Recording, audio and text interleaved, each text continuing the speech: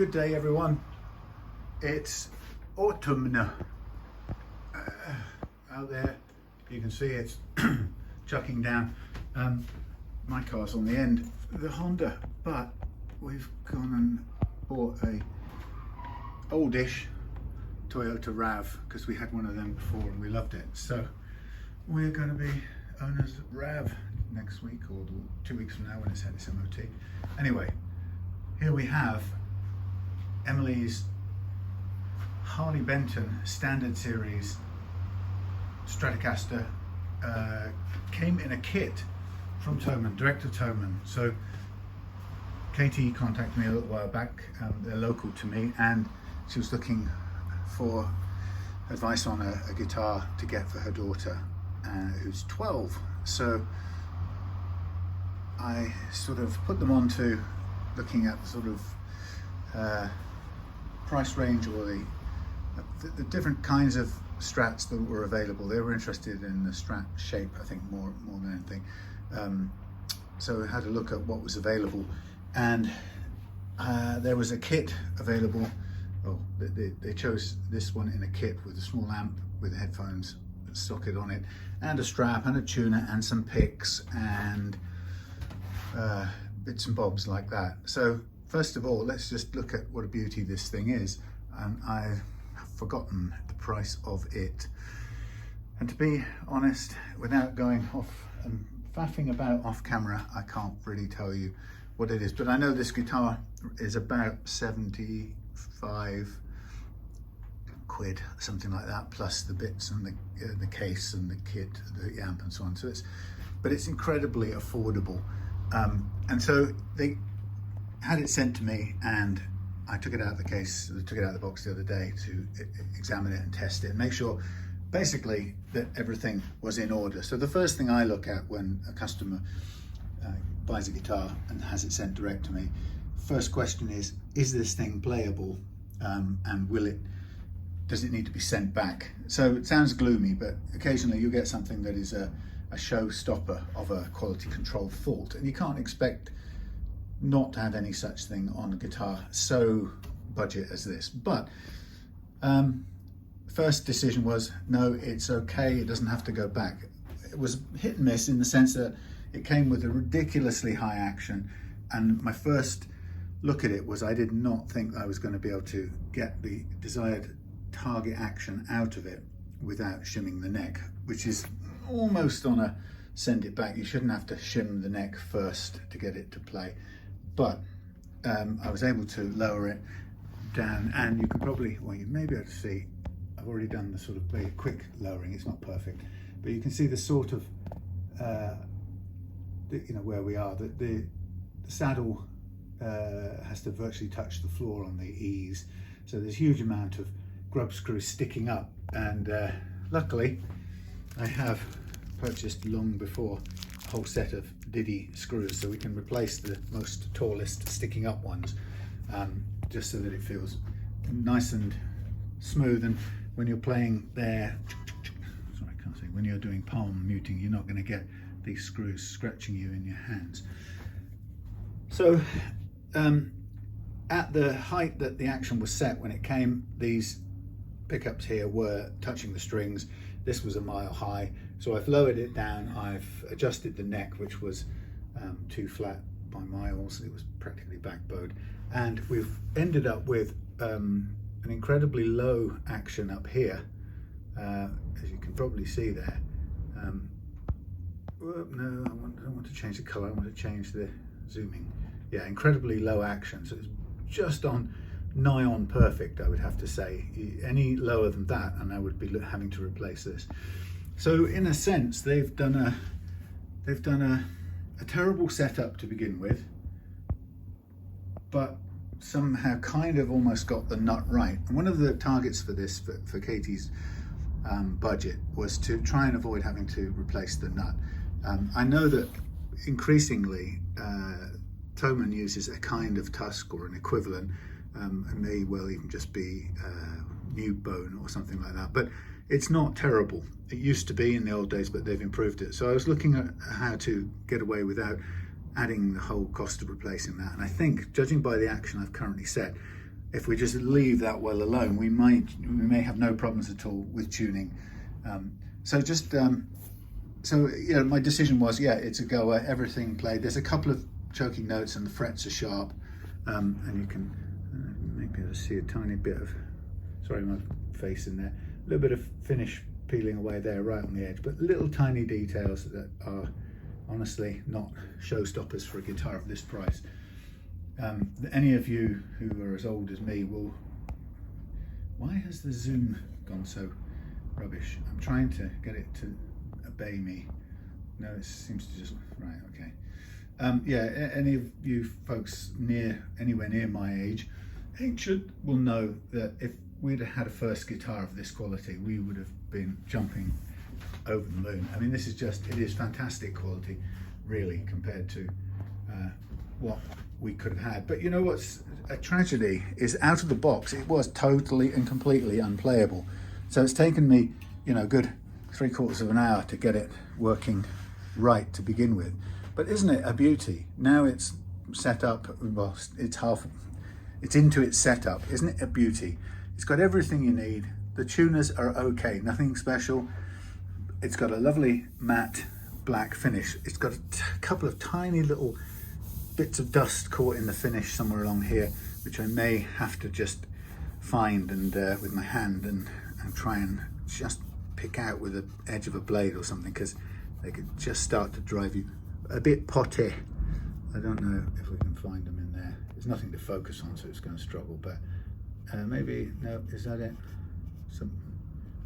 That's it there. That little tiny thing there, believe it or not, that little thing there is a tiny piece of dust in the finish, and it's annoying me. You can see I'm starting to try and scrape it away. We'll get it away, but it's just tiny annoyance. But it's better than I could do in this workshop, frankly, because it's done in a professional factory environment. Good for it. So I want to do this in a setup. I don't want to, I've got my eye on the battery. I've got enough memory for once on the phone. I've got the eye on the battery so I don't run out. But I don't want to kind of bore you to death with too much stuff. I just, I'm going to try and talk it through from Emily's point of view. So the thing about this guitar is, like any guitar, it's incredibly good. Like most Far East guitars, it's incredibly good, really, when you consider the price you paid for it. But it's, as I said, I think when I met with you and your mum, Emily, the setup is what makes all the difference. And these come out with a lousy setup, and it would have been literally unplayable if you'd have taken it out of the box and tried to enjoy it and get on learning with it. It just would be no good. So it has to be set up, which means you have to really factor that into the price. So for anyone else thinking about what's a good way to go, you have to factor a good setup into the price. And I mean, it's got to be a good setup. But with a good setup, this guitar is absolutely brilliant. This should last for yonks and yonks. You can learn it would take you for a lifetime to become so good that you would have to replace this guitar. People only ever replace guitars either because they're unplayable or because they, you know, they've got enough money to enjoy trying new things out. So this guitar, with a good setup, it's some of the way there already from having checked it out offline. So the important thing about the guitar is it's not that complicated. I just want you to remember that, Emily.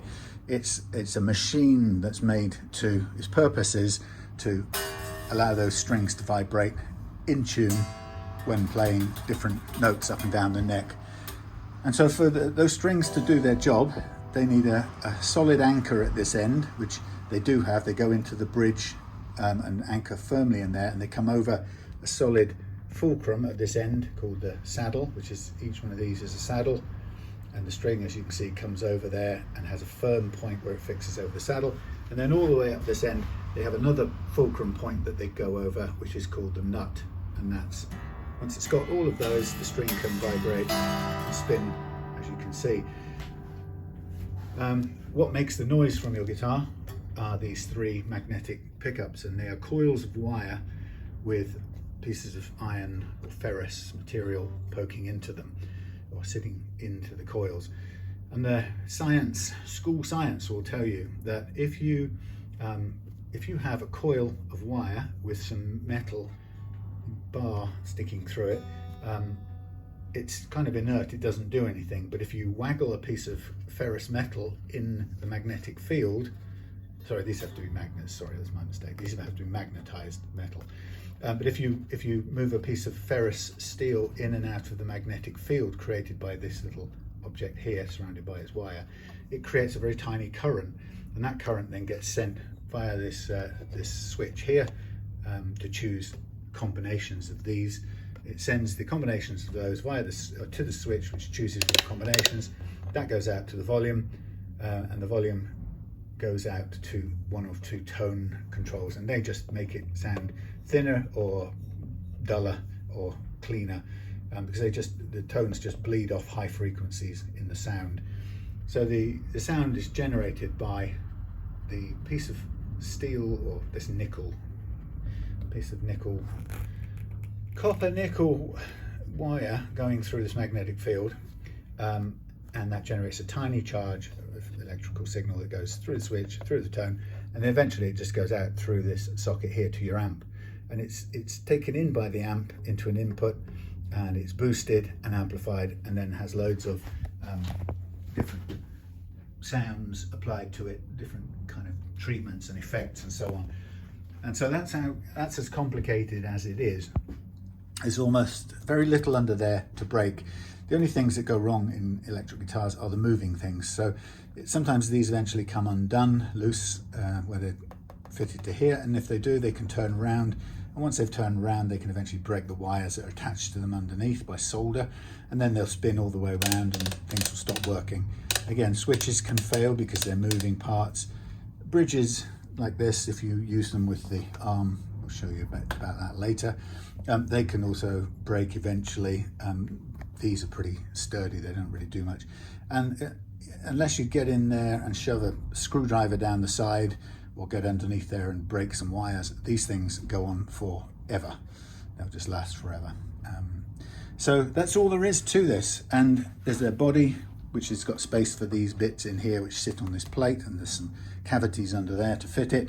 And then there's a neck which is bolted to it, and the neck and the way it's bolted on is set to a pattern in the factory, so that this nut here is always a certain distance away from these saddles here. For each string it's slightly different, and I'll talk about later on how we check that they're at the right distances. But that means that when you get it right, every note played on this guitar will be relatively in tune, and that's also important to get right, because if you get the overall distance wrong, the notes when you play them are out of tune with the other notes, and even worse, they're out of tune with people you might want to play along with, friends in bands and so on. So there isn't an awful lot to go wrong, and some people would have you think that every guitar by a different manufacturer or a different style or a different shape, they may make you try and make you believe they're all so radically different and they should be treated differently. It's not true. They all have the same basic functions. So for example, they've all got strings, they've all got a nut, they've all got frets, they've all got pickups of some sort, and they've all got a bridge with saddles. And really all the rest is just stylistic, and sometimes there might be more knobs and switches which have more complicated wiring behind there to do slightly different things, but it's all pretty much the same. So the first thing I'm going to want to do is let me just explain this a little bit more. So having got the guitar out of the box and checked that it could be set up closely, nearly to where I'd like it, I set the target, it's out of tune a little bit, set the target action up more or less the way I'd like it. But you can hear that at the target action that I want to set for you, when I've lowered the strings down to that nice low playing action, got some notes that are just dead. Now that's dead because there is some sort of unevenness underneath where the frets aren't all perfectly level. They have to be level to play nicely at a very low action. If you're happy to have your action much higher, like it came with, which is why it came high, I suspect, those imperfections in the frets are sort of underneath the height of the action. They're lost they don't affect you. You can play, because there's so much clearance because of the high position at this end with high action, there's so much clearance between the fretted one and the next fret that even if the next fret is a little bit high, it won't get in the way. But when you set a low action, you're much more likely to run into or be bothered by the small imperfections in the frets like this one. So you can, here, I don't want to give that to you and say go and play along with your mates, because it would be horrible. But what's good about that is I know that I can iron that out with some fret leveling, which is what I do with every setup, and it's why I always do it. Now the reason why frets are somewhat uneven is partly can be because they may not have been pressed in quite right, or they may have been somebody may not have pulled hard enough on the hammer, hit hard enough with a little fretting hammer, or if they have a press, they may not have pressed hard enough, or there may have been a piece of grit stuck in the slot that the fret has to press into, etc., etc.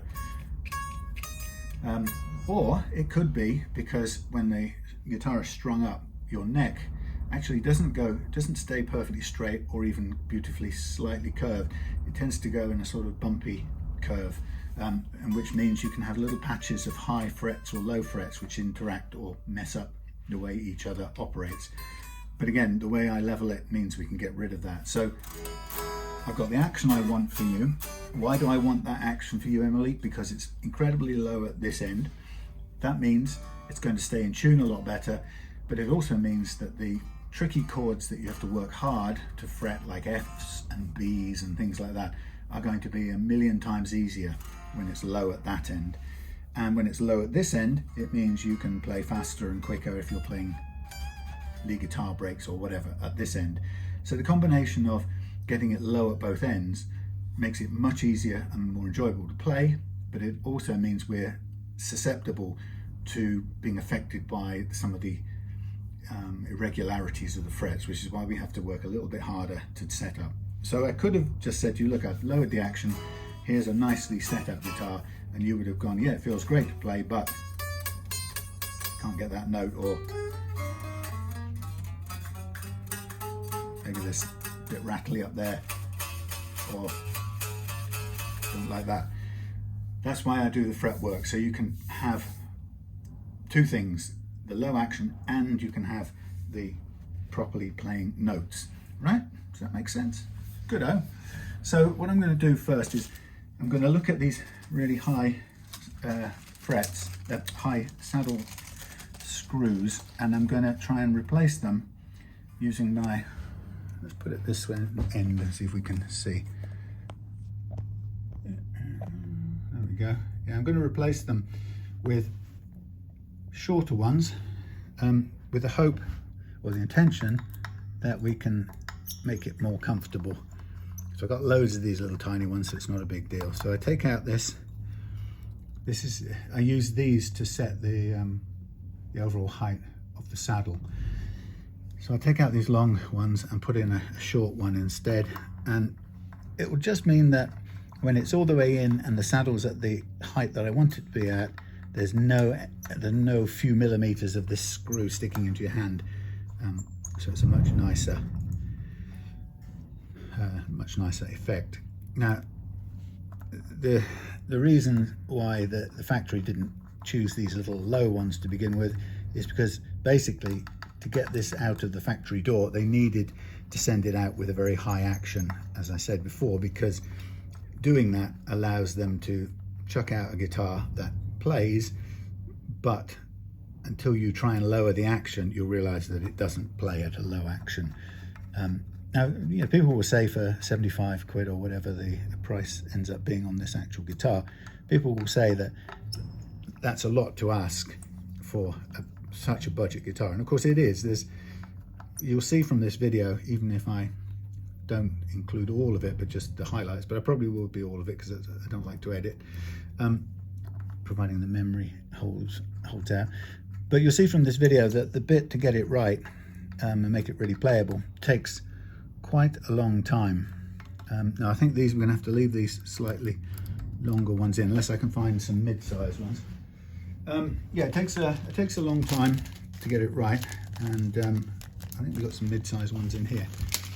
It takes a long time, and that time equals money in the factory. So, you know, somebody's gonna not want to spend that money because it will cut into the factory profits. And it sounds a bit mean and nasty, but getting a guitar that looks and plays as great, or will play as great as this, for such little money is just an incredible thing that we couldn't have had in my day, or we didn't have in my day. So I'm replacing these. These have to be slightly taller in the middle. So I'm now replacing the too tall ones with ones that are just the right length but won't stick into your hand. So I'm getting a combination of the right length grub screws here. Now, I got these in bulk somewhere, so it's not a big deal about how much they cost. You can, for a guitar, if you buy another one in future, you could probably get a set of these on eBay or somewhere like that. Most guitar stockists who sell guitar bits on eBay will have maybe about £5 or something like that for a set. That's actually more than they really cost if you buy them in bulk from a fastening suppliers or a grub screw type of supplier. So I'm going with the mid-length ones in the middle, and then I'll go back to the short ones at the end. And so we'll have the right height of action a bit later on, and then we'll have it without any nasty screws sticking into your hand when you palm mute it, which is a really common and much used technique. And I don't like things sticking into my palm when I'm playing down there. Okay, so you can see, if you imagine paying somebody time in the factory to do these little details, especially getting the frets level, that sort of precision with detail is what would cut into their profits. And of course, the customer, wants guitars as cheap as you can get, and so the companies who make them, like Thomann, this is their brand called Harley Benton, but Thomann, you know, is in a business deal to make these guitars at a certain scale of production, and in order to get them out as cheap as the customer wants them, they have to cut costs as much as possible. And they've got a really good balance with components and overall finish, and this, you know, and the way this guitar looks generally, it's a great buy for the little money it is. But they're not going to pay the extra money for the precision that's required to let you set the action, or let me set the action as low as I know will be good for you to carry on your guitar playing. So it's all about big business, and you know how they manage to produce things and still make money to pay their company owners or the shareholders or whatever it is. So that's how kind of business is, quite hard-nosed, but you get a combination of a bit of care, love and attention afterwards of the guitar like this, combine that with the basic unit, which is very good, and then you've got yourself a fantastic guitar. And I know that this Harley Benton, which cost relatively peanuts, will outplay dozens of other guitars with big brand names on the front, like Fender and who knows what. And that's just something I know from experience, and that's what I will do with this one. So I'm just getting all of these spares back in for use another day. They can go back in my collections. Truth is, I don't ever or rarely resort to using the long screws because we're always lowering the action. Right, so I'm going to do some fret leveling next, because I need to check 3 things to make it work. So let me just zoom out here. So the 3 things I'm going to set, I'm going to double check them. We've got them mostly, I had them pretty much set, but I'll do it again. The 3 things I'm going to set are, we're going to check, is the neck relief, the curvature of the neck, which needs to be a tiny bit curved but not very much. Then I'm going to check the last fret action down at the bridge, or this action here at the last fret, but we adjust that by making the saddles go up and down on the bridge.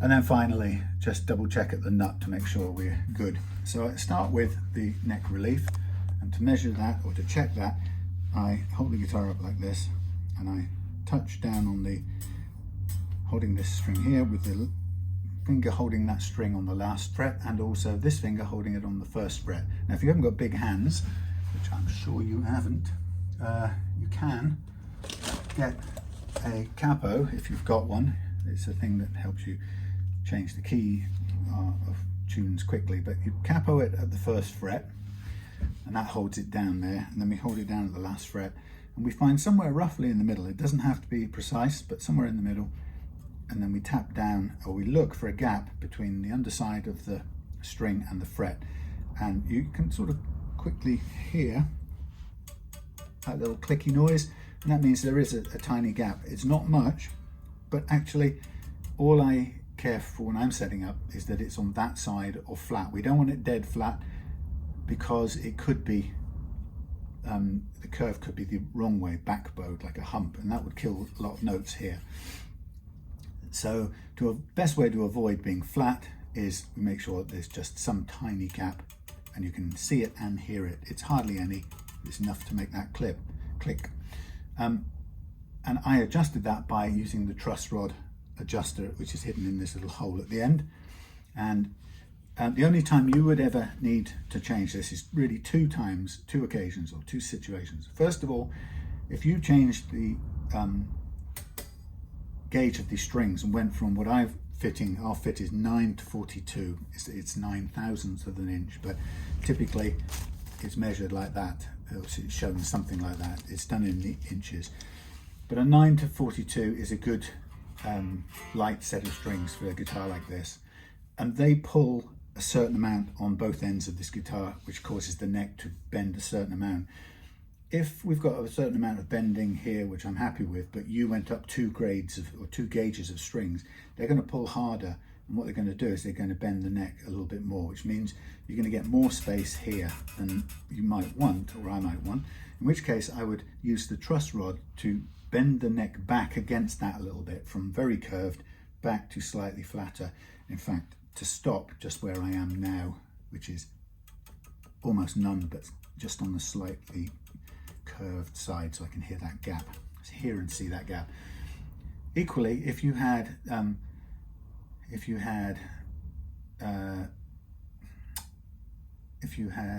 two, let's say you went lighter gauge strings, you went from 9s to 8s, and you found that the 8s weren't bending the neck enough, and in fact it was sitting dead flat or even slightly backbowed, and there was no gap here. In other words, you couldn't see the string move and you couldn't hear anything. You want a little bit more curvature in than that. So with your extra light strings on, you would then go turn the truss rod counterclockwise when you're looking at it. So in here, that's clockwise. Put your hex key in and turn that way, hex key in and turn that way, counterclockwise, clockwise. So that's the only time you might need to check to make sure there's still some relief.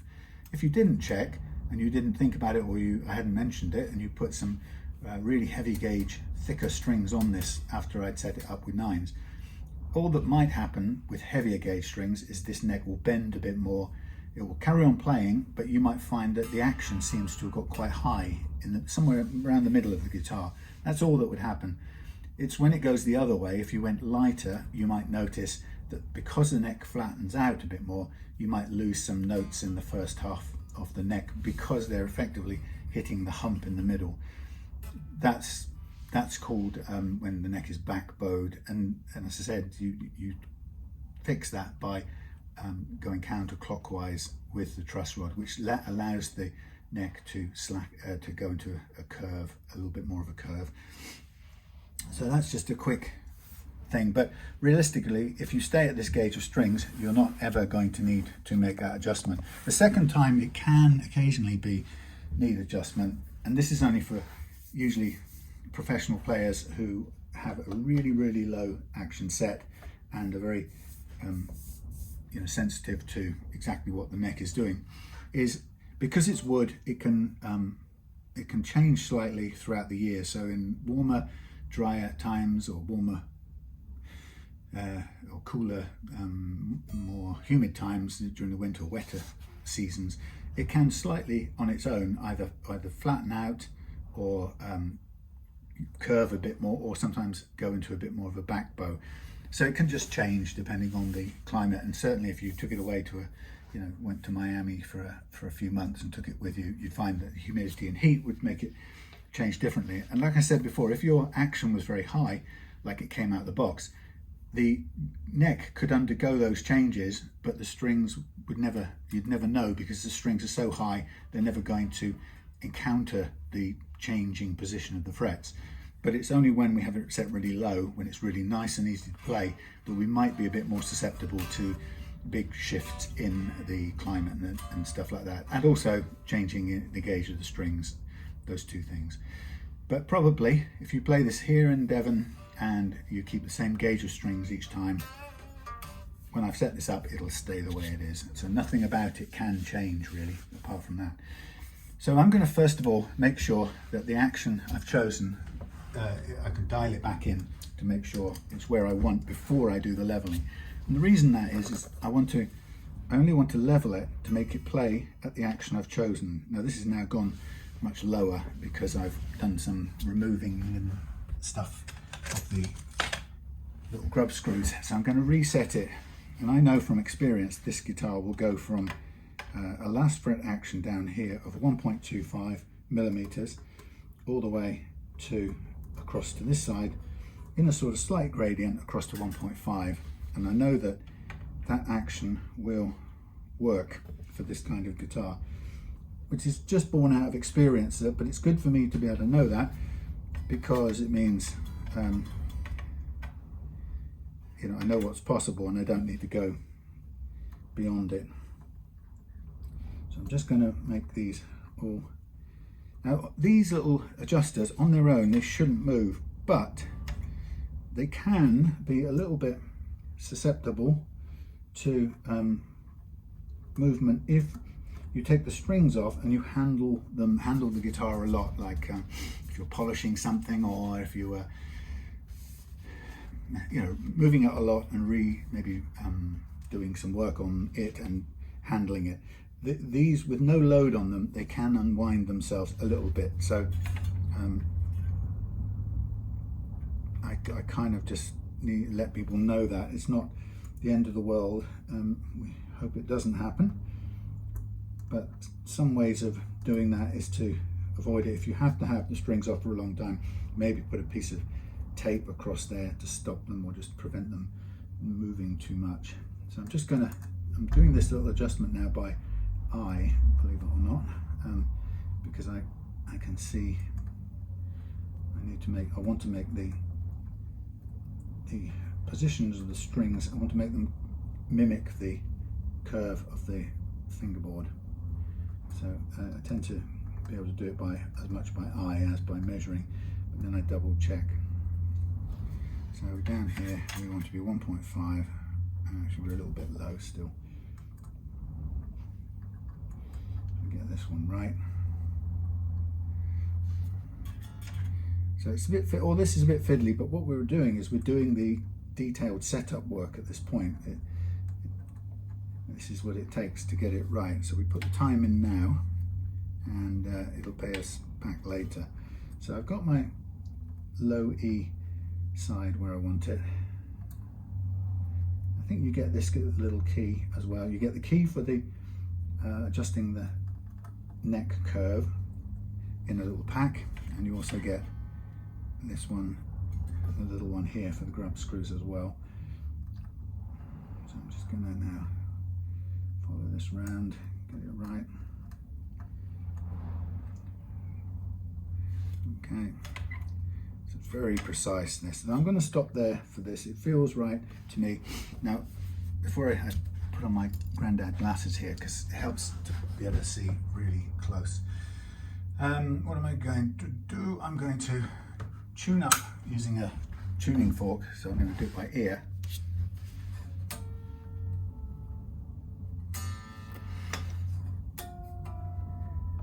So I make one note. I use an A tuning fork, and I tune the A, and then I tune the others relative.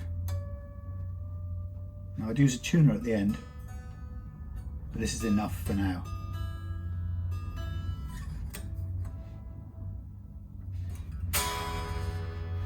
Close enough for now, and the reason it's close enough is because what I want to do is I want to have the neck under tension while I do the precision fret leveling. But I've just forgotten the one thing I have to do before I level, and that is I'm going to slap these strings all off again, because the thing I'm going to do is I'm going to just mark up the fretboard. So I'm going to use this to speed up my tuning and untuning. And I'm just doing it enough to take the strings off to the side, and that allows me to access the frets. Now I'm going to replace these strings at the end with new ones, so all I need these strings to do for me is to survive long enough and work with me long enough to do the fret leveling. And here's where I start. Now, just as a check, I've checked the neck relief is good. I've set the last fret action to where I know it needs to be, and I know that having done that, that the first fret action is pretty much spot on. We won't need to adjust that. That means I'm now ready to level my frets, and to do that I take a permanent marker like this and I just push the strings out of the way so I can carefully run it along the top of each fret. This really helps me to see what I'm doing with the fret leveling, and we'll use the marker again when I come to reshape the frets that I've leveled. So what we're going to do is, with the action set where I want it, we're going to level the frets until we hear those dodgy notes clear up and play. And then once they're playing to the degree that I want them to play, that means each of the notes plays properly without any squelch or buzz. And then also the bends that you're going to want as a guitar player, they also play without choking out. So once we reach that state of affairs, then that's when I'm going to stop leveling. And then once we've leveled and stopped leveling, then we come back and recrown the leveled frets and then polish them out. So I've got them all, strings all back in their position. I'll turn my tune around. That's interesting.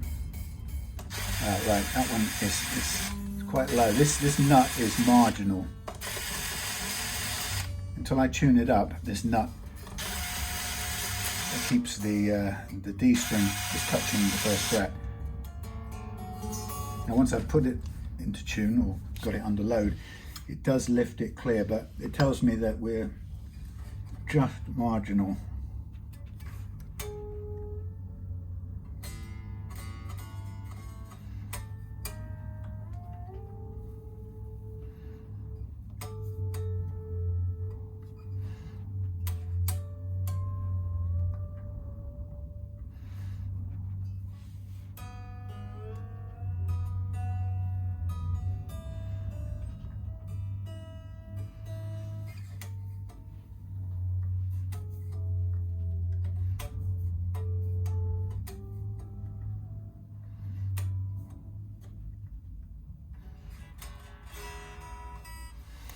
Okay, so that's hang on.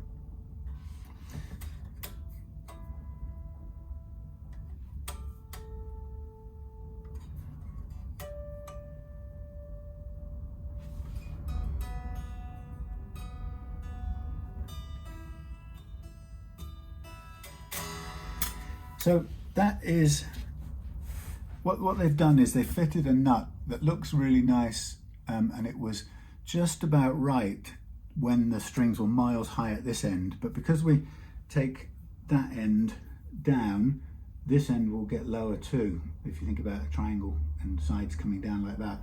And so what it means is, at a good playing action, this nut is barely, the slots are so low, or the nut is low enough that we barely got clearance here on this first fret. Now, to keep the cost down, I think it's enough.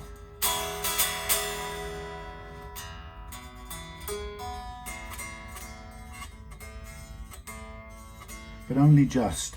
And what I might do is to aid it, because I don't want to add a chunk of expense to redoing the nut, because I'd have to do one from scratch for a custom one. So what I'm going to do is I'm going to just put a tiny bit more relief into the neck, and And to do that, I'm making a bit of room just to get to the truss rod adjuster. So if I add a tiny bit of more curvature in the neck, because it's got practically none, then what it will do is give me a tiny bit more space over the first fret. So to do that, I put my my adjuster key, my Allen key in. I've got to get it to fit right in the adjuster, and it's not an easy task, unfortunately. That feels about right. So I'm going to give it a little bit of counterclockwise. I'm going to check and make sure that it may not even be fitted. If the problem with this thing is if you can't get a good bite with your adjuster, and a shorter one's probably better in this case. If you don't get a good bite, then you're not properly fitted, and that's just, it runs a slight risk of scuffing the insides of that adjuster. So it's quite an acquired thing, so I don't want you to have to do it anymore. So let me just double check. So what I'll do is if I'm not happy with the way this clearance is over the first fret, I'm not going to raise the action. I will put a proper or a custom new nut in, because I want to get you the right action. And if their nut doesn't work,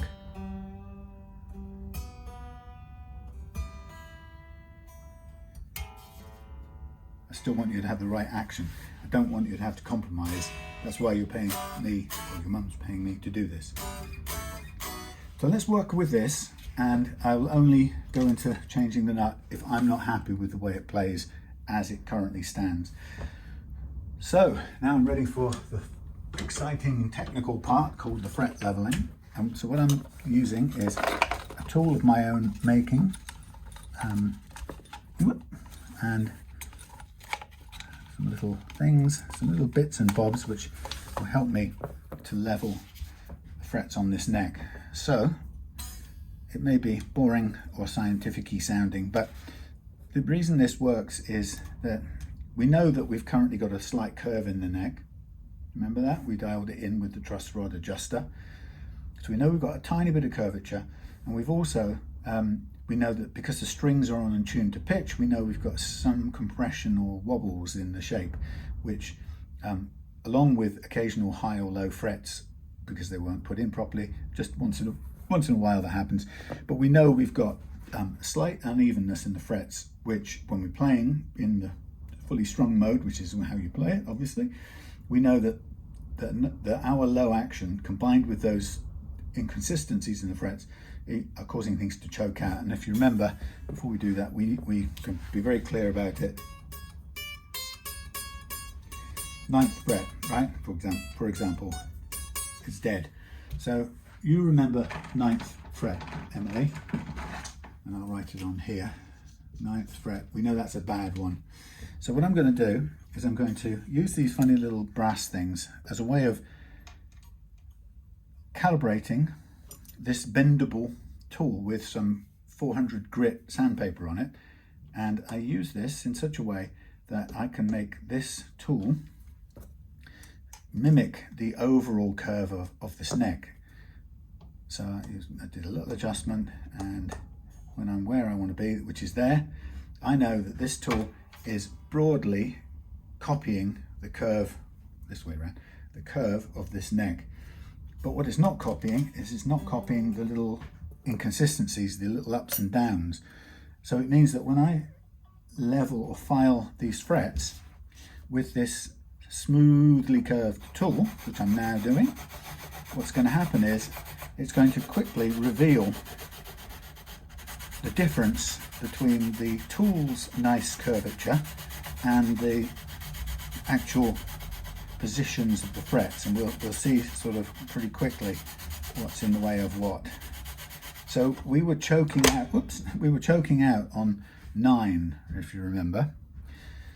Now this is very technical, but I don't expect you to remember any of it, but it's kind of for anyone else who's interested. So you can see on the shine, you can see the tool is cutting there, not there, not there, not there. So let's call that normalish, call that low, still a bit low, coming back up to normal, coming back to normal, lowish, lowish, lowish. So I can tell you we've got a high spot here.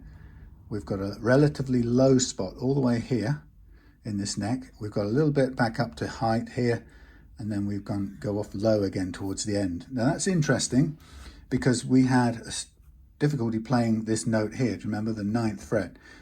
Now because this is low and that one, because this is low, we know we can see it's low because it's still, the marker pen is still pretty much untouched. The fact that this is low makes this one relatively high, which is why that note was choking out on that fret there. So just to give you an idea, that we may find that even just that little bit of work with the fret leveling tool, if I just reposition strings to get back to where you can play it, you might find now that the 9th fret better. At least it's playing the note. So you can see that little bit, we predicted where there was a problem. What I didn't know before I did the leveling was, is it because this fret was high, or was it because the 10th fret was high, or was it because the 9th fret was low, making the 10th fret appear high? And what it's turned out is that it's the latter. It's the 9th fret and the 8th fret are in a little dip. So I'm going to do a little bit more leveling, and what I expect to see after this next bit, the second sort of run along the, what I call the E track, and we'll go on every track afterwards.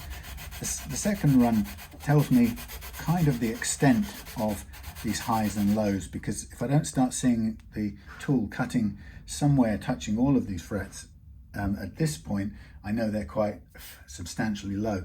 So I can tell you now we've got cutting, cutting, barely, not at all, barely, a lot. So these three, so 10, 11 and 12 are high, and 9's barely cutting. So that problem of that note is purely because the fingerboard here goes down with these 2 or 3 strings in it. There's a dip, and these are relatively high, and then it levels out and the rest are just about starting to become touched by the cutting paper. So now you should hear that the 9th on its own, 7, 8, 9, 10, 11, 12, 7, 8, 9. You can hear a tiny, hardly, if you were just playing that on your own now, you probably wouldn't ever judge that there had been a problem there. So just to be on the safe side, I'm just going to do the tiniest bit more on that track, the first track, to make sure the note plays. So the question is of how much leveling to do is obviously one that comes with experience. So I've done this thousands upon thousands of times with this method, using this kind of tool. So I know when to stop and when it's going to be too much, or when I've got more fret metal to play with. It can be a bit daunting for people who try it for the first time, because it feels like everything you're doing with this tool is taking away fret metal, which of course it is, a small amount, but it's very tiny. So having done that now, I can go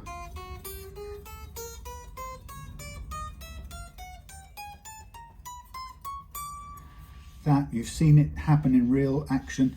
That has cured that 9th fret problem. Now we should expect to hear a little bit of a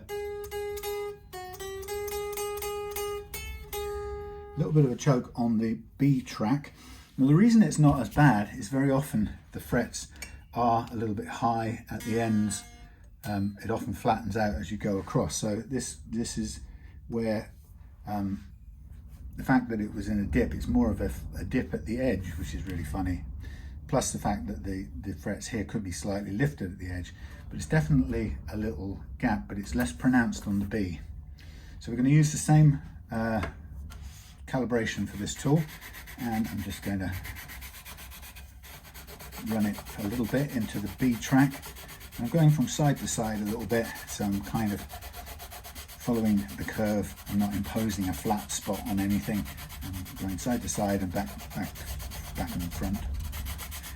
So at this point, I'm now going to look for the B notes or notes on the B track, in the B track, i.e. the B string, I'm going to look for making sure they all play individually. Of course, what I also want in a minute, which we'll find out,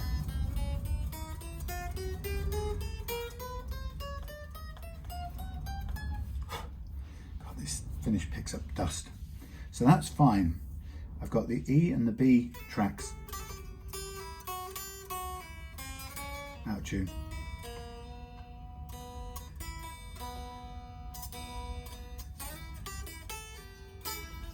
So the E and the B tracks are now playing fine, each of the notes on them, but what we're now interested in is the bending. Now this, I do a big heavy bend and I'm bending the B out of its slot. So that tells me the B slot is a little bit undercut. We might have to adjust that, but we also know we've got no height to play with there. So I'm going to have to create a slightly deeper slot at the back without adjusting the height, but it's not ideal. We don't really want to bend. We don't want that to happen. That's just a problem of them not cutting the slot deep enough. You need it deep enough, but with the string at the right amount over the first fret. It's quite complicated, but they haven't got it right. What I'm interested right now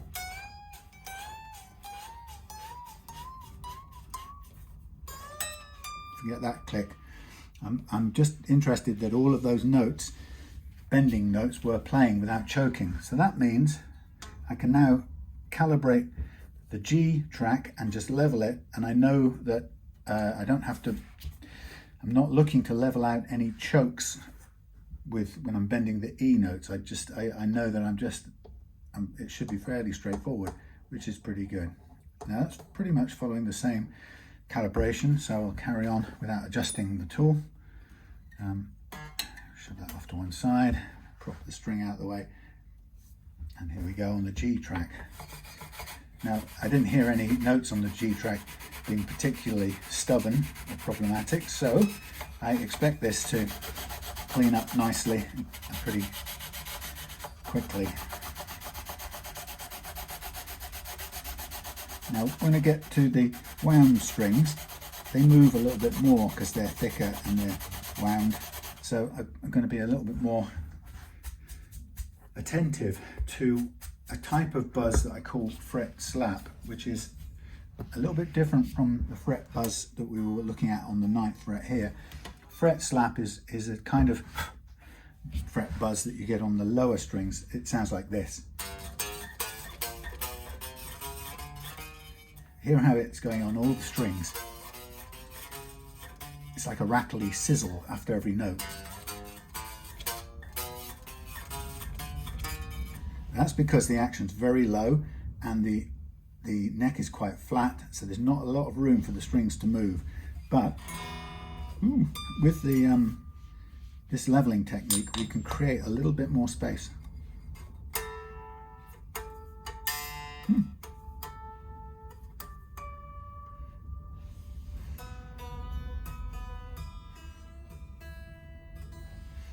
Yeah, we can create a little more space and get rid of some of that. So let's just check these G track notes are good.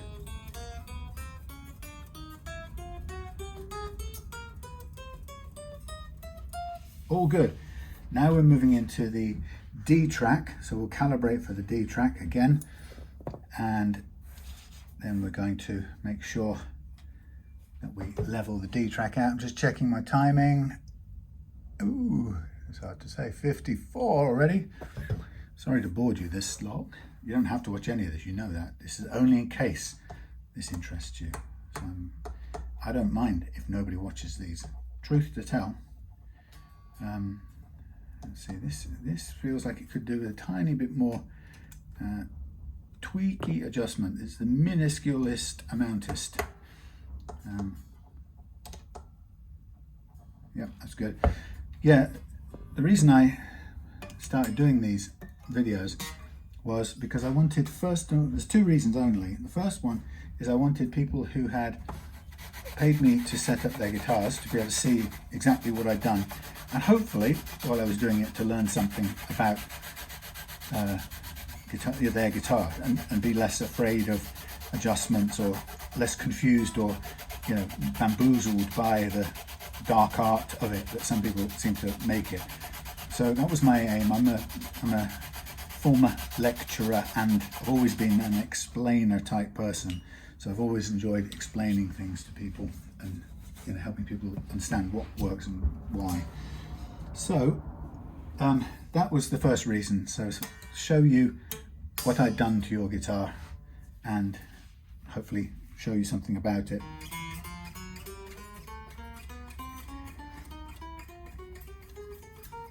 Good. The second reason was having put up your guitar setup so that you could see what you'd spent your money on, Katie. The second reason was that as I built up lots of collections of these videos over time, I'd find people would come to YouTube and they would see, how do you set up a Harley Benton Strat? Because they maybe bought one for their son and they had heard about the fact that it probably needs a setup, but they didn't know what that entailed. So they would search for how to set up a Harley Benton Strat, and what they would get pretty much at the top of the list would be this video or one like this that I'd done previously. And so that the person who had the Harley Benton Standard Series Strat and was looking for some information to set it up, or even someone to set it up for them, would watch some of my video, and the good part about it is that they would typically they do either like what I'm doing and the way I'm doing it and it makes sense to them, in which case those people quite quickly get in touch with me and ask me could I set their guitars up for them, or they look at the video and they think I'm a complete idiot and they can't stand me and the way I speak or talk or whatever, and they never contact me, which is perfect too, because I don't want to be contacted by people who I'm not suitable for. It's not good business. So it works out really well.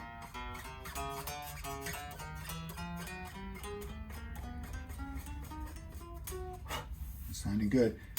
Now this will be the tricky one in the sense that the lower E is always the slightly fret slappier one, or the rattlier one. I call it fret slap, but the one that rattles a bit if the frets aren't absolutely perfect underneath. So we're going to try and make them absolutely perfect underneath. Now here I'm seeing we've got a bit too much curvature. It's not a bad thing on the low E as it happens, but I'm going to get it right. Okay, that's spot on. Yeah, so the making the videos has worked out very well, because it's been very interesting. A lot of people have enjoyed seeing their guitar being worked on, and it gives them a good idea, and it gives them just quite a bit of background helping information that means that next time they go and buy a guitar or another one to add to their collection, they kind of understand quite a bit more about what's not right with it when when the seller is saying, oh no mate, that's just normal, that's supposed to be like that. Well, they have they often can get a lot of understanding about why that isn't the case. So the videos help them to make better decisions next time anyway. So they've already paid me to set them up, but it helps them to know more about their guitar, when either their guitar or another one they might be going to buy in the future. So it does that, and then of course, like I say, it also brings in customers who definitely like what I do.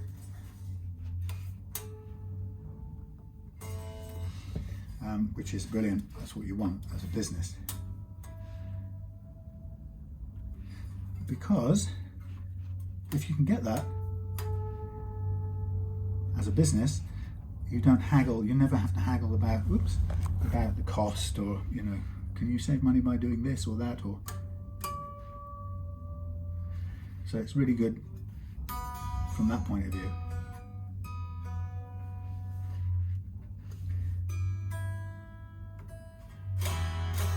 Now I try to go on the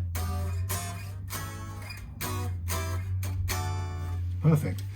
I try to go on the if it's not broke, don't fix it basis, So the only reason I would change this nut is if it's, first of all, if the guitar is struggling to stay in tune because of this nut, and very often that can be the case. In this case I don't think it is, so we'll be all right. Or it's been cut too low, which it almost has, but I think we'll get away with it too, which is good. So I won't replace it unless it has to be done. The pickup sounded great when I tested these out yesterday. The bridge should work really well once we've I will get to that later on. And so everything about this is really good. We've got the frets now precisely leveled, and I can tell just by running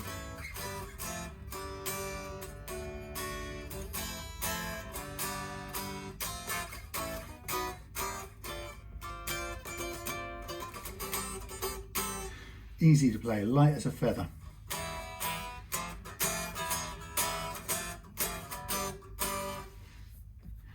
Lovely.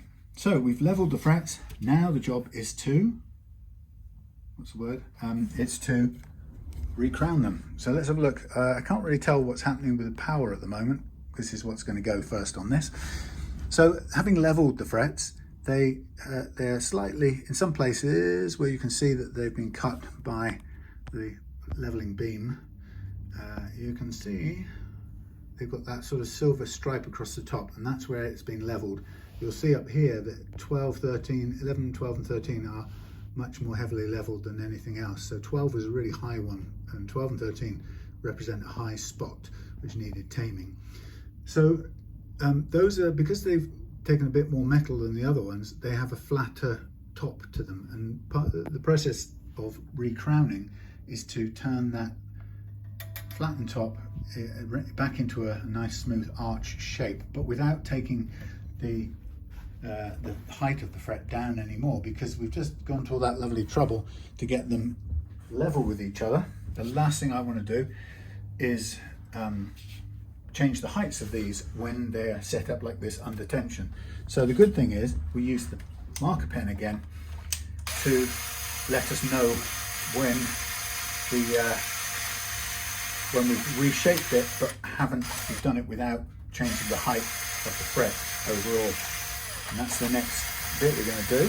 So at this point the springs can come off, and I keep them for what I call sacrificial springs, for use in doing a setup on another guitar where I haven't already got the strings that it came with ready to hand.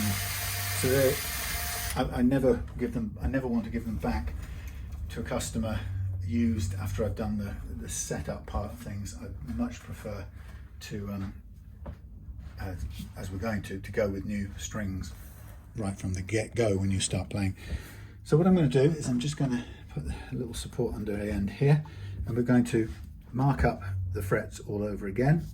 I'm still going to remove those frets, but I'll do it off camera because I have to straighten out the ends if I'm going to keep them and put them aside as sacrificial strings for another setup. But I'm going to mark up all these frets again, and this time the marker pen is going to help me understand when I have reshaped the fret, and to prevent myself from touching the top of the fret and causing it to lower in any way. That's what we want to avoid. So I use a tool I got from an American supplier called StewMac, and it's called an offset diamond crowning file. It's an expensive beast, but it's lasted for about 10 years, so it's worth its money. Excuse me, I'm going to do the medium side, and what it does, it's a concave file, so as I run over the top of the fret, see if I can just give you a zoom in so you can get what I'm doing here. As I go over the top of the fret, can you see how it sort of rounds off the edges, but it leaves a little black line, a thin black line across the top. So if I do a little bit more, you see it's a little bit, can be difficult. Ignore this bit, that's just a reflection or a bit right to the side. But what we're looking for is to clear these edges here and leave this little strip right down the middle. Now, it's not present there, but it's just about fine. All the rest of it, we don't need to worry, we can move on to the next fret. So that's the sort of way we do this. Let's just come back out. I mean, the easiest one to show you how it works will be one of the ones that we've had to do quite a bit of leveling on, so if I can find it without being too close. Right, we said 12 and 13, didn't we? So there's number 12 there. So let's put 12 in the middle, and now as I go across 12 with the first sort of few swipes of the file, can you see the line down showing up? God, it's really hard to see in this light. It's showing up mostly, it's cleared the top on this side, but it's showing the little bit left over on that side. The light is really weird today on this, and normally I can show this much easier. Anyway, the aim is to get down to as thin a possible line as possible on the top there, and then we can say that it's really crowned. So I'm going to zoom back out because it's a bit close up, and I'm just going to carry on down here, and I use the brass brush here to just, if I can, clean out some of the choked pen that gets into the grip. And the good thing about doing it and moving, keeping moving, is you can see from all angles, and it helps you. It's much better for not cutting the top of the fret. So when it hasn't been hardly leveled at all, you just basically get one going over with this, and it appears to be already taking off fret metal at the top. It isn't. It's just saying that because it was a low part, there's nothing to really flatten out, so it just tells us effectively just to move on. So I don't keep going. I look for that little line of black pen. Now we're coming up towards the higher spot. We'll probably find a bit more to do, certainly on the top edge here. And I do it first run, and I can tell the little amount that needs doing. And as I come along here, we know that 10, 11 and 12 require a bit more work. Again, mainly as it appears at this end, so that's interesting how it came to be that this end is higher.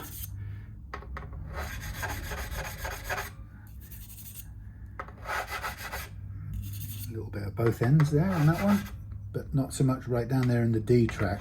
So there's one point in that whole fret where things were just about right, but the rest needs recrowning. So the idea then is we go all the way up to the end. This one, 13th, needs doing all the way across, so that's quite a significantly or straightforward high fret in the mix. So you see, it doesn't take that long. This tool does make it a bit quicker. You can use older fashioned style tools to do this, but you know, if you spent your $140 or something years ago, I spent that money because I knew I was going to do this every day, so pretty much every day. So it suddenly becomes that little bit of extra time and ease becomes definitely worth the money. So these are hardly getting touched at all because they were hardly high at all. So I'm just cruising on past those. So that's good. That's that done. So believe it or not, that's the complex and detailed process of fret crowning done. I'm just going to whiz away some of the dust. Now the next part of it is we lift up the neck, see what you can see. I'm trying to keep an eye on if the battery goes. I may just have enough time to attach the charger a bit, which I've got standing by. But what I need to do now is I'm going to now mask off this neck, oh sorry, this fingerboard I should say. And the reason I'm doing this is that I'm going to polish and sand and polish the frets out. And this is a bit boring. It's all boring, but it can be all boring. This is excessively boring because it just means I've got to cover up the fingerboard because I want to leave that. I don't want to sand that. Some people do, they just run over the fingerboard as well, but I like to cover it off. It takes me extra time and all these little bits of masking tape, but you know what, masking tape is relatively cheap. So what I do is I go all the way up the fingerboard, masking off and I've got a whole set of pre-cut thinner strips which are ready for the other end where this is too wide. You can buy masking tape, especially for this, of different diameters, or sorry, different widths, but they tend to be quite expensive. I don't mind cutting up a few strips of this like I did before I started the video today. It's just brain off and get on and do it. It's part of the job. So in a way, this, what you've just seen me do, is most of the business of setting the guitar up. Having done this leveling now, I can tell you that so long as you put a 9 to 42 gauge of strings on this, and perhaps as long as you don't move to Borneo. Is it called Borneo? No, it's called Myanmar. No, yes, something like that. Anyway, it used to be called Borneo in the old days when I was at school. But as long as you don't move into somewhere humid like that, tropical, you don't need, there's no more adjustment you need to do. You just play it.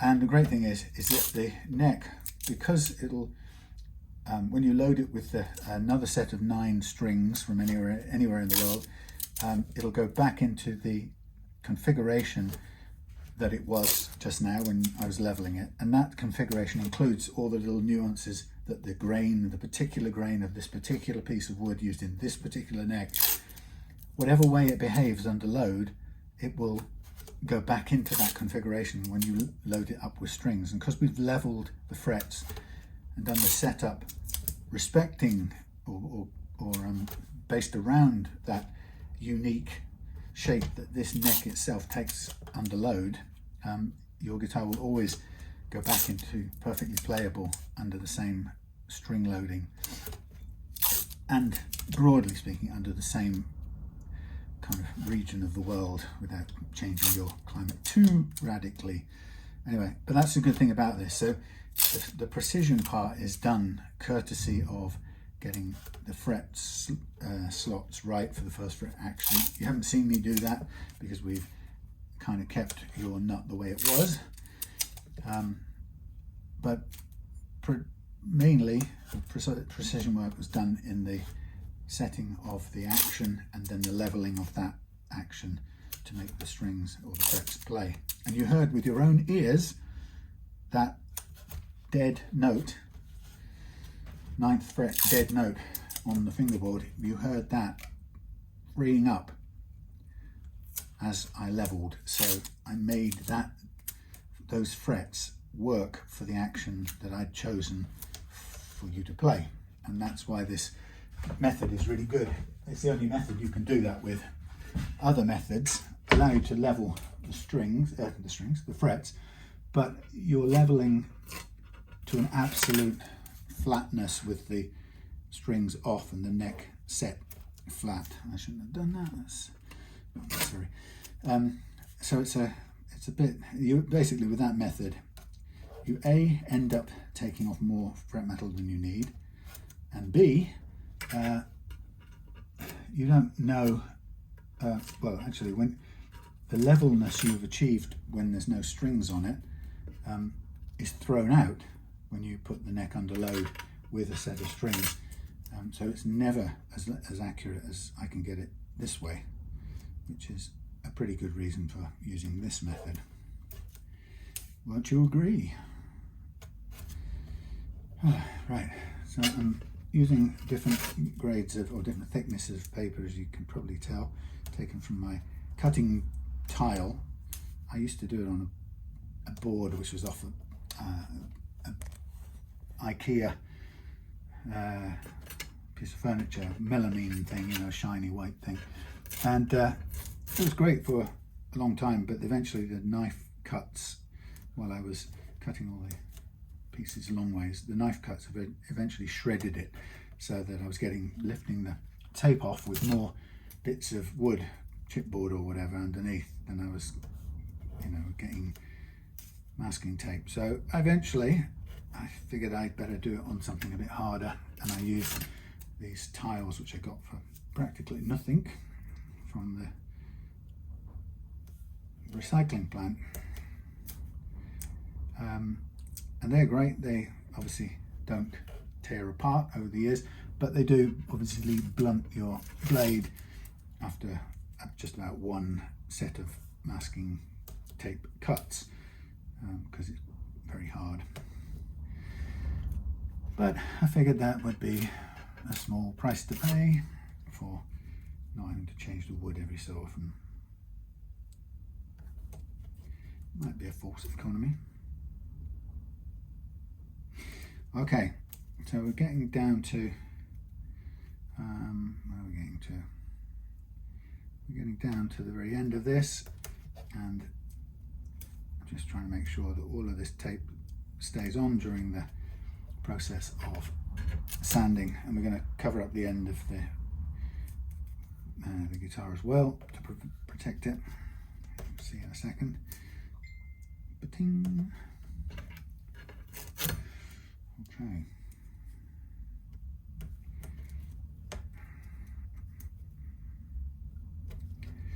Right, so that will do for bits of tape.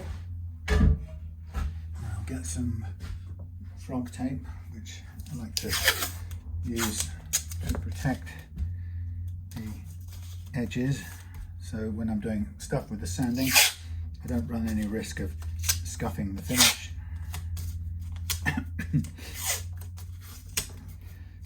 And then we can do the final fret and this pickup here, cover it over just so it doesn't get scuffed either with frog tape. A bit more double cover. Do it there, and then a bit this way, hold it down and cover it off. So it looks a bit messy dressing it up like this, but it's definitely a way of protecting it. Okay, now I'm not going to show the next bit. I'll put this on charge for the next bit. So the next bit I'm going to use, thank you, I'm going to use a series of sandpapers here from 400 grit through to 1500, and I'll go up and down all these frets until they're shiny, and then I'll complete with a set of micro mesh sheets which are even finer until it gets all nice and shiny. Then I will clean everything up, make sure the dust is out of the way. I'll take these strings out off camera. I'll do the polishing off camera as well in a minute, and then I'll come back and it will be, oh, I'll round these frets off too. That's what I want to do. They're a little bit sharp. So just to show you what I'll do is I'll go up and down with this file here, just a little bit of rounding off, and then I'll use another file just to get in the corners, just to make sure that there's nothing there to catch the fingers. They did feel a little bit sharp to me. What's good about this is that once I've done this, the little bit of filing I do here will get blended into the sanding that I'll do for the whole fretboard. So again, I'll do most of this off camera too. So yeah, then I'll come back and we'll put new strings on, and then it'll be a matter of setting the tremolo the way it needs to be and talking through why this, how to keep this in tune, very important part, so that you can keep in tune and you can use the tremolo as well. So I'll stop for now. I'll go and do all the sanding bit and the string removals and come back in a minute. See you then. Okay, we're back, strings out, all polished up, dusted off, beautifully polished frets with oiled fingerboard. So now we are ready to get out with the new strings and thread them through. Now, here's the thing I'm going to do. I'm going to take off the cover on the back of the guitar. Now, you don't have to, once I've done this, you don't have to. There is a slot that allows you to put the strings through when you come to do a change and to remove them from. So it does work, but I'm going to do this because just this once I'm going to set the tremolo up, so I need access to these springs. Well, theoretically you can even get access to them with these holes here, but to be honest it's not usually that easy. So I'm going to start by taking this off just so you can see what's under there. Under here lives the springs that perform the action of pulling against the strings which are pulling the other way. So strings are pulling that way and the springs are pulling from below, the same direction but countering, you see. But we've got a budget bridge block, which is quite small and what the word would be, small and lightweight. That's the word. So I was to set the tremolo. I was going to make sure that the spring claw, or the tremolo claw spring, tremolo claw was screwed in pretty tightly, which it is. So I'm going to leave it there. You don't have to worry about this, but that's what I was going to do. But it's already in quite a long way. So what we'll do at this point now, and you could do this bit with your plastic cover back on the way I leave it, but this is just so you can see how they go in, whether you've got the cover on or off. So the string goes through the hole there in the back and comes up through the bridge there. See that? Comes through a little hole in the plate, and then you bring it all the way through, and the ball part of it disappears right down inside the bridge section there. So I'll try and zoom in once. So when you string it, the string, the next thickest one goes there, goes through that. That's the one hand. I haven't got enough spare hands to do this. So that goes into there like so. Lift it up. Grab the string from the other side wherever it comes through. Hello, there you are. And then you can see it comes out there next to the one we've already fitted. And pull it all the way through. And as we pull it through, you can see it going into the thing there. Okay, so I'll just leave that there for a minute because it's not the sensiblest way of showing something. Hold on, there we are. Okay, so without making it any more complicated, I'll put the rest of the strings in. So the important thing to remember, and this is important for you to remember, Emily, is once someone like me has set up the guitar, I've done everything I can to make it play and stay in tune when you play it.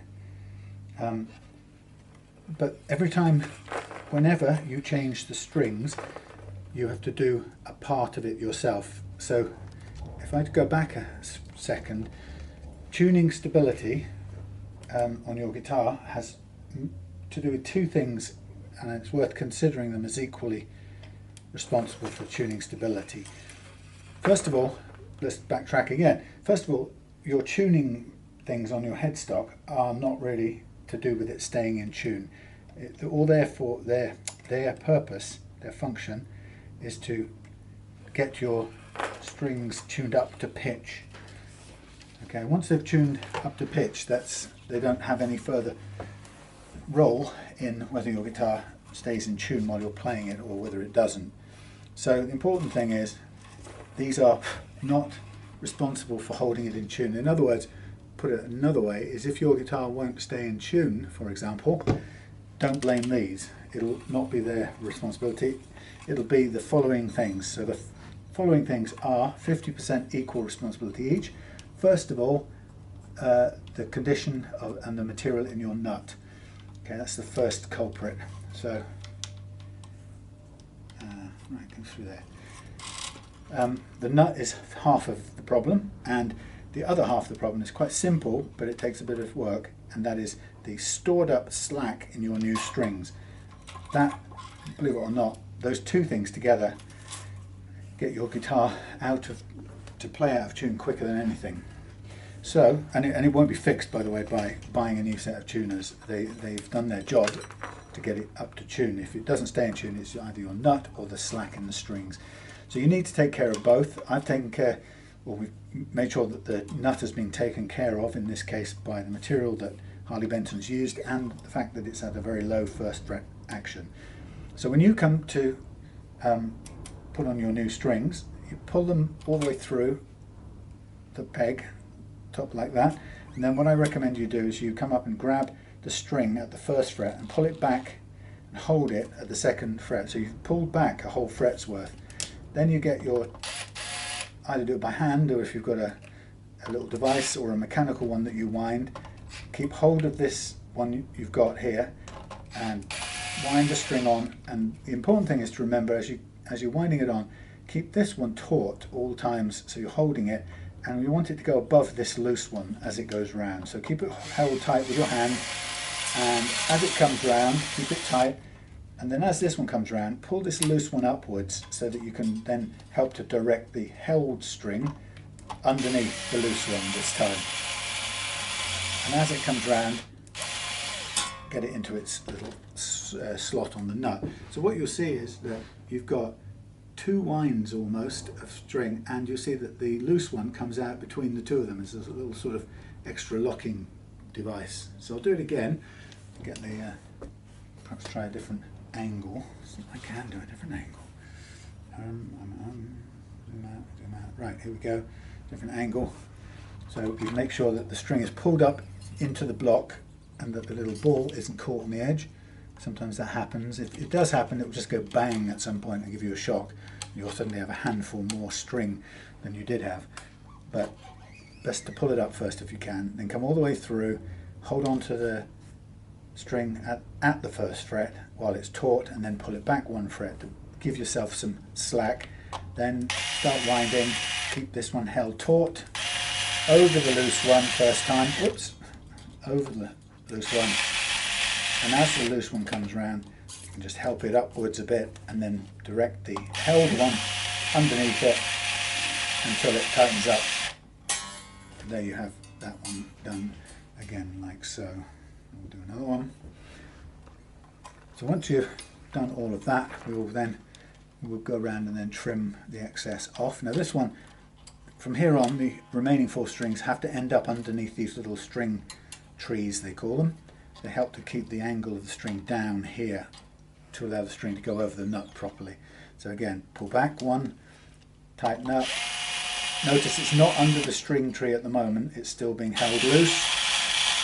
Over the top of the loose one, whoops, see that's come off, but we can go back over around there like that. Over the loose one, downwards, bring up the loose one out of the way. Held one goes under, and then as we tighten up a bit, direct it under the string tree, so when it tightens up, it's being held under that string tree there. So what I'll do is I'll just chop off the excess here as we go around, otherwise I'll be spinning it around all the time. So first one, cut them right down at the base so there's nothing sticking out. Cut your fingers, because it really hurts when you do. I can promise you that much.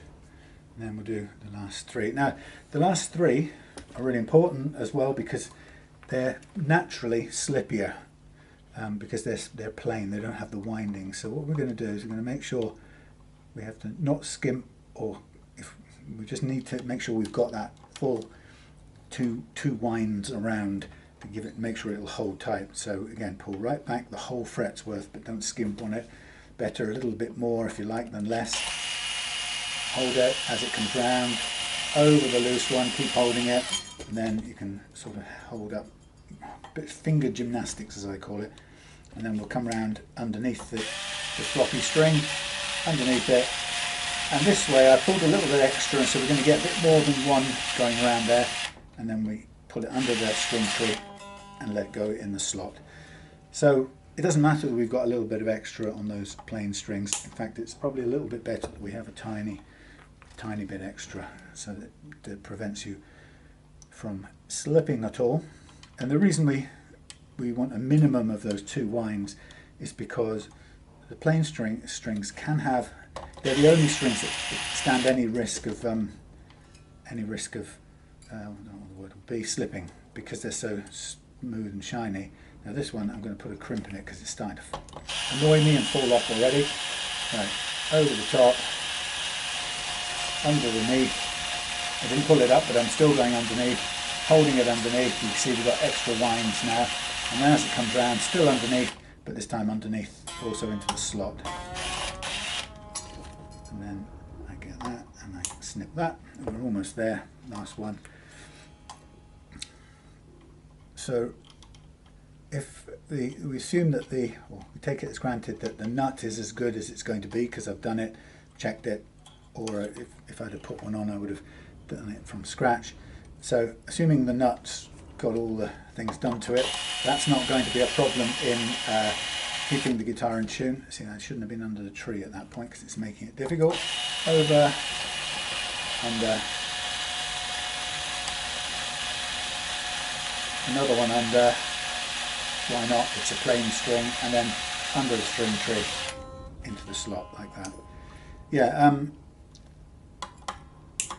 this, oh hell, what's this saying? What's this saying to me? Run out of memory. See, that always happens. I'm going to stop so I can find the split point. Hold on. Okay, well, we'll get there. Most of the things done with close-ups, so sorry about that. My phone either has not enough batteries or it's got enough batteries but it runs out of memory because it hasn't really deleted the last one.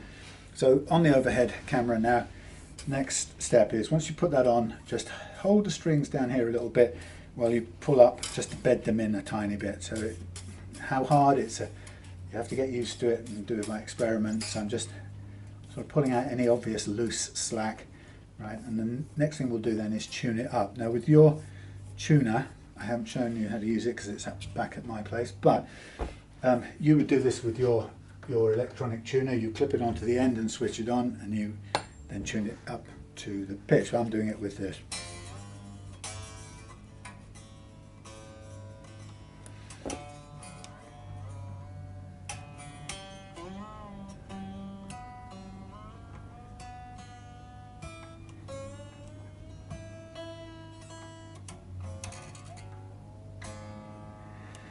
Right, I'm going to just tune it a bit more closely now. Whoop.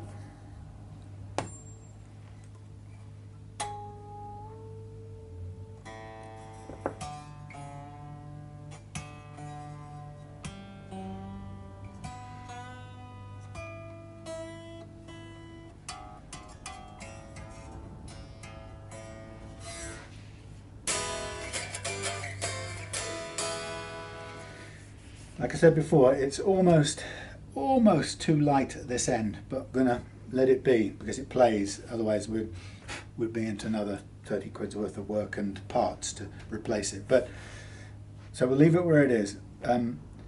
So now we've got the strings on nicely, everything's tidy, we're up to pitch. So the first thing you need to do then is to grab your strings between thumb and forefinger, as I'm doing here, and gently push so that the main stress is on here where the strings go over the fingers and the thumb, rather than at the ends here where it's a bit sharper over the metal. So we're bending the string, we're stretching the string against the thumb and forefinger, and you need to do this probably 3 times or 4 even, depending how long it takes. But the idea here is that this slack that gets stored in your strings can stay there for months, even years, if you don't stretch it out this way, and it will keep coming out when you least expect it, i.e. when you're playing with other people or just playing and you wonder why it's going out of tune. So it's so important. And obviously when you get to the high thin string here, like on a 9, you need to be careful that it isn't not bending too hard, because that's it's quite a fine string. But so we've done a first stretch, then we tune it again.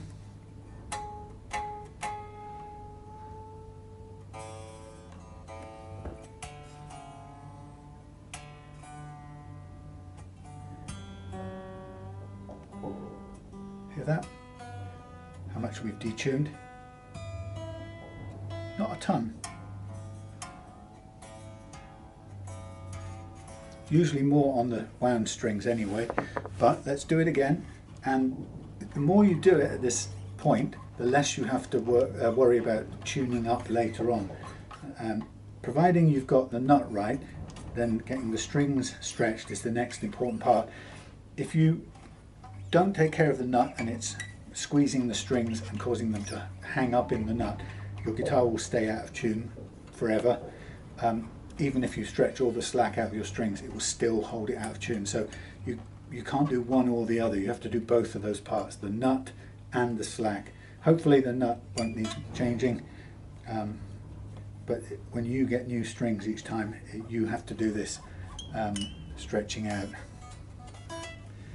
So we've done 2 lots of stretching.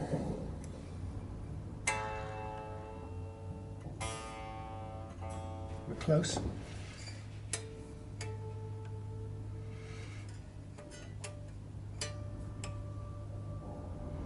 very close.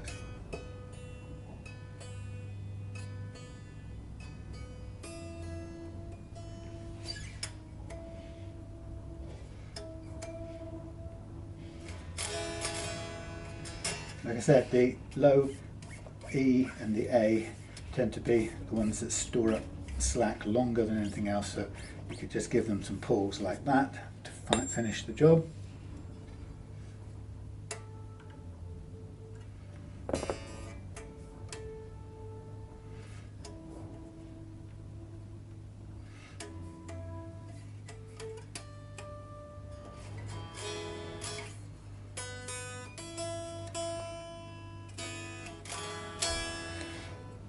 Okay, so now what I'm going to do is the final part of this. I'm just going to double check by eye the action settings, which is good.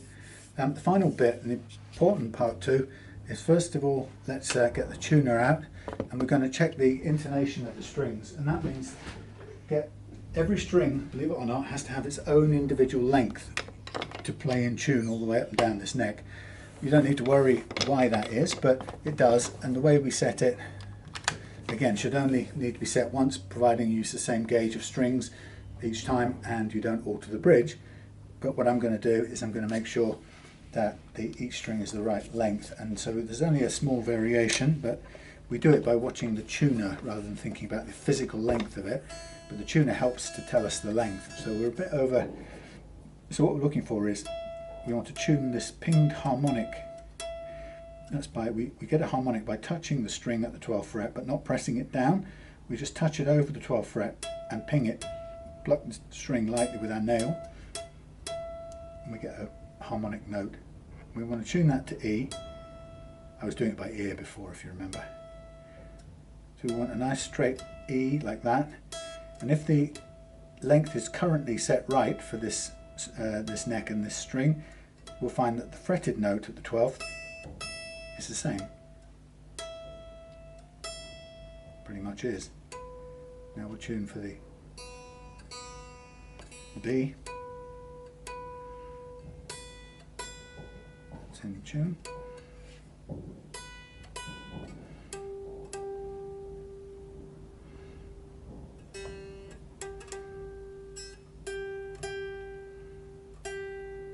You often find that the note goes very slightly sharp with the attack part where you pluck it and then it settles down to its true note, so you kind of have to go sort of in between.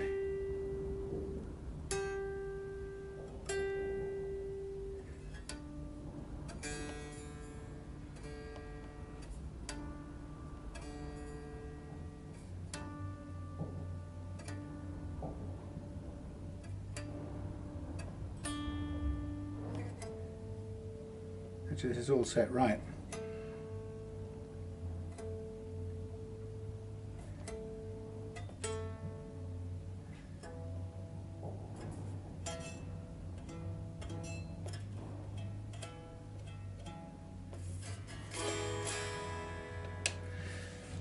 Lovely. Well, I did that but right, sort of by eye yesterday, but there we go. Right, so having set the intonation correctly, now the only thing I've got to do, and this isn't the right arm for this, this is from another one, I left the arm back at home, but what we need to do is, I need to do, you don't need to do this, but what I want now is to use the tremolo. I want to be able to use it to get a nice downward shimmer, but it's too stiff right now. So the easiest thing to do with this is I go in the back, I'll put this on its front sort of so you can see, and I go in the back here and I unwind these claws, the claw screws. Now what I'm doing this for is to lighten the pull of the springs. So I'm reducing the force required to bend the tremolo down, but it will still, I want it to still stay flat on the surface of the guitar when you're not using the arm. So if you notice, it will still be flat, still be in tune, but then a little bit easier than it was to pull down. But I want it quite a lot easier than that. So, but I want to be on, keep it so it doesn't, the bridge plate doesn't lift off when you aren't touching the arm, or when you bend notes heavily. I don't want the bridge plate to lift up and the other strings to go out of tune. I just want it to be flat against the floor all the time, except when I choose to put it down like that. But it's still very stiff, but it's not too bad. But it can be, the secret if you're using the tremolo tool is to just have it so that it's light enough so it's just barely needs a touch of the arm, and it feels much nicer like that. And then you just check it that it doesn't lift up when you bend other strings. Now this is starting to lift up off the back, and I'm just trying to see whether this is because these have been screwed in a fraction too far. It may well be the case.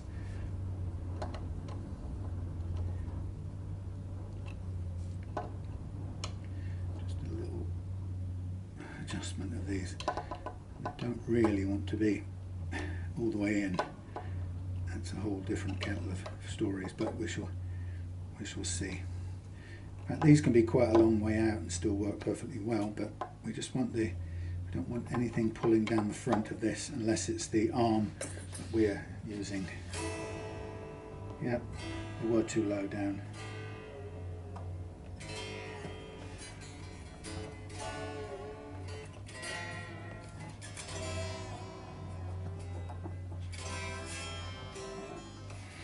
Okay, we're going to do a tiny bit back in. 1, 2, and 1, 2. Now I'm going to double check the playing action on this.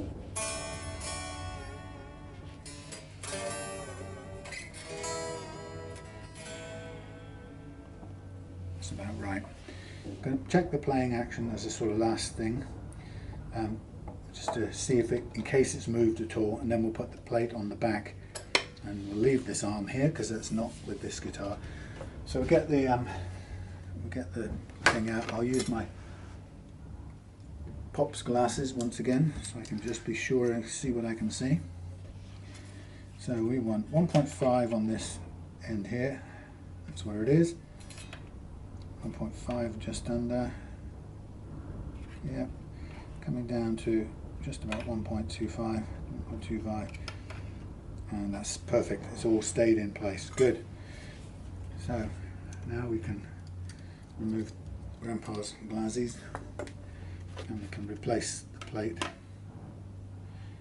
Whenever you're using screwdrivers around guitars like this, support the screwdriver shaft with your hand at all times so it can't slip off, bounce off and bang itself point down onto the finish. So you want some pressure downwards, not masses, but you want enough downward pressure so it can't skip up and out of the hole. So I'm using as much of your hands as you can to keep it safe.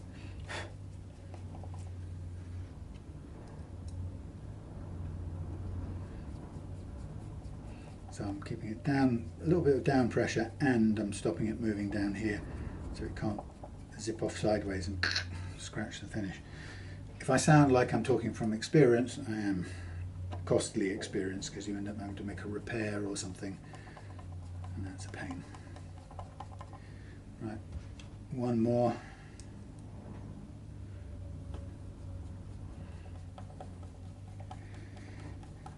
Okay, so I'm doing this up at this point with a nut that possibly in another world I would prefer to have a little bit taller, but it's tall enough to work, but it's very marginal, but it'll play great without spending more money on it. It's just a tiny detail, but it's better that it's on the low side than it is on the high side where it's likely to go out of tune. Right, that's all done, everything done, action checked, relief double checked, a tiny bit proud of. So that adjustment that I made with the truss rod adjuster hardly made any difference.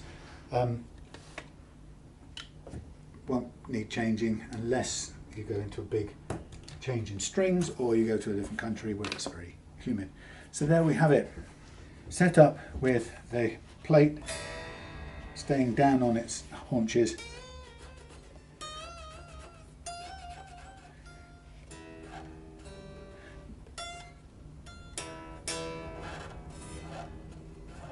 Yep. So you should be able to use the arm now for a nice little downward shimmer. It'll always drop back on its clunk, on its edge. Don't need to do anything else other than don't rattle the guitar around too much next time you change strings. And if you do find, or maybe if you can, maybe get a piece of masking tape or sellotape when the time is right and you've taken off your strings, maybe just put a piece of tape over that while you're doing whatever else you might be doing until you're ready to put the strings back through. And that should stop the grub screws winding around and moving too much. I don't think they will, but just in case, that occasionally can happen. Okay, so I'm going to put this in its bag and go home. I've got somebody coming picking up guitar today, and that's it for this Friday in the workshop. So beautiful guitar now with that care and attention put to it, and I hope you really enjoy it, and I hope it lasts a good long time. Oh, there were little tiny details. Remember the this little tiny thing I could feel. Where's it gone? Or did I get it off? I think I may have scraped it off with my little finger. I mean, it's quite difficult to be 100% sure. Yeah, tiny little mark. It's very, very difficult to, even if you can't even see it, to get it off without putting any more marks on the thing. I think I'm being super finicky. I can sort of sense it's there, but it's the minutest thing. You may not even feel it. Sometimes a way you can do it is to get very high grit paper, like 1500 or something like that. Like that. That's there, that's how I see it, a little tiniest little bit. Yeah, I would prefer not to go at it with sandpaper, but it's taken that little lump out of the way. And these little flecks, what happens is the little flecks of dust get under the final coat, and then because they don't want to sand it to polish out the little flecks, they send it straight out from the factory in this matte colour. You get condemned to the little bits of grit that get caught. That's good, it's gone. Alright, phew! But yes, that's just the downside of the finish, really. Anyway, I'm just being super picky because I know that would annoy me after a while, but let's clean that out. Okay, so ready for collection. I guess tomorrow might be good. We shall see. Done and dusted. Hope you enjoy it, and thanks for watching. Please feel free to not watch it if it's boring, but it's the wrong place to say that now since you've already watched it. See you again. Bye bye, everybody.